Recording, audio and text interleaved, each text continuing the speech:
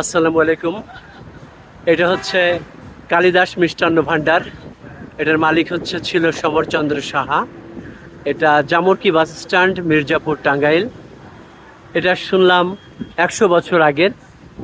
100 বছর আগের মিষ্টির দোকান এটা।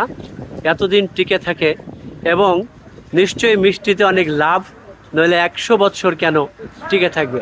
কালিদাস মিষ্টান্ন ভান্ডার 100 বছর, আমি জানলাম 150 বছর। তাই যে মিষ্টি খাচ্ছে সবাই। আমি একটু করি, খাচ্ছি একটু পরে। এই হচ্ছে আতিক হেলাল ভাই, এই যে ওনার মিসেস মিষ্টি খাচ্ছে, সন্দেশ। আমাদের বাবা আরবান আবির ক্যামেরায় আছে। তো সবচেয়ে বড় কথা হচ্ছে কি 150 বছর, 100 বছর না, শুনলাম পরে আমি 150 বছর পুরনো। 150 বছর পুরনো এই মিষ্টির দোকানটা এখনো টিকে আছে। তার চেয়েও বড় কথা, এখানে একটি কাঠের যে বেঞ্চ, সে বেঞ্চটা নাকি শুরু থেকে, আমি পুরনো কাঠেরটা দেখাই, আমি একটু দেখাও।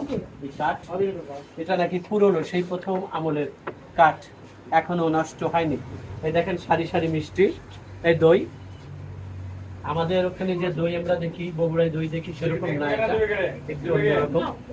আমরা সবাই মিষ্টি খাবো, এখন খাওয়ানো হচ্ছে, একটু খেয়ে দেখি। এই আমাকে দিল তৌফিক ভাই, এই মিষ্টি নাকি সেরা মিষ্টি, খেলে নাকি আমি অন্যরকম হয়ে যাবো।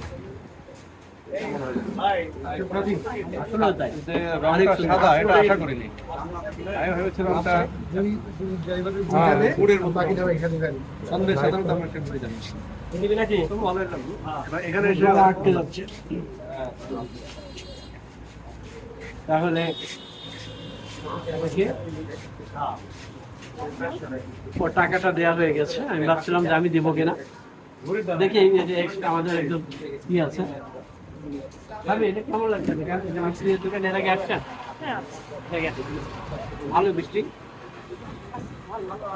আছে, ভালো চলে, খুব ভালো। আতিক ভাই বলেন কেমন লাগবে? এটা কেমনই লাগে, ঐতিহ্যবাহী কিছু স্বাদ নিতে এবং দর্শন করতে আমাকে ভালো লাগে।